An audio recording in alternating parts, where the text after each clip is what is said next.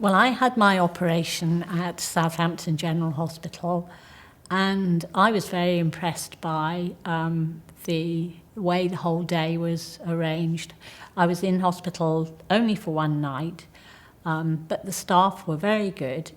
I was completely deaf at that time, and they were very careful to make sure I understood exactly what was going on.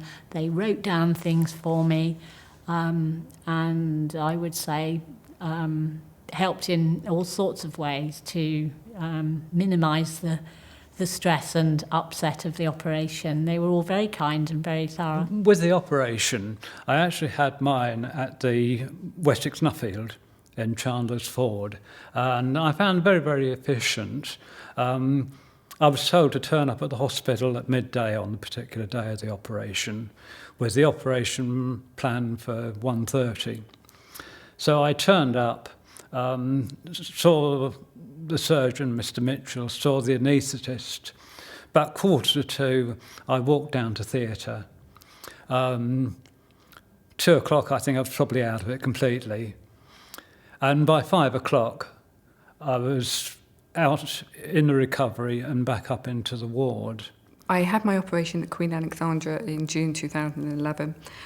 The operation itself, in the run-up, I was very nervous, but my surgeon, Ms. Pringle, put me at ease. But immediately after the surgery, I was very sore, I was very nervous.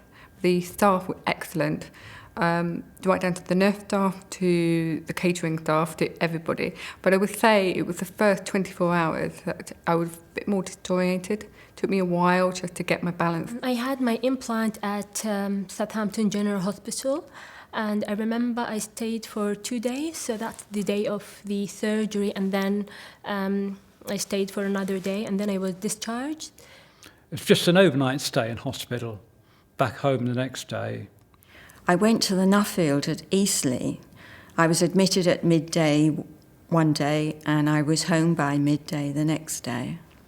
I did take a photograph of myself in the morning after I'd had my operation and was horrified. I had an enormous bandage on my right ear, and then the bandage was extended around my head. But when the specialist came round and examined everything, the bandages came off, and all I had was a small dressing over the ear. After I woke up from the operation, I was feeling that my head was heavy, and a little bit of soreness behind my ear, but that was all. And I think that probably lasted for maybe a couple of days, 5 days, I'd say. But then after that, it was getting much better. I was quite surprised how quick it was.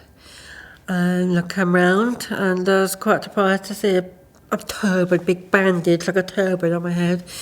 And when that came off after a day, I stayed in overnight, just a quick 24 hours visit, and came round, and I just had a few stitches around the ear and everything. And it's a bit bad, you can't wash your hair for about a week, because you've got to keep the stitches and stuff dry, but otherwise, yeah, it was fine. Yeah, I was quite surprised how quick it was. No problems at all. Waking up with a huge turban-like bandage on my head was a little bit strange, but not uncomfortable. And that bandage comes off as soon as they've taken an X-ray to check that the implant is in its correct position. So you're only really in hospital for the best part of a day, and off you go. I'd just wait for everything to heal up.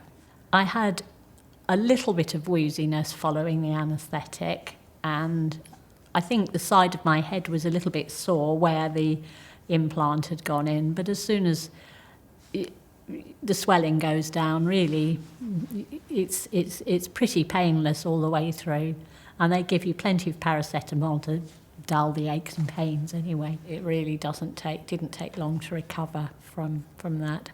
I was slightly woozy, I think, for a day or two if I stood up quickly, but that wore off very quickly, and I think that was the anaesthetic.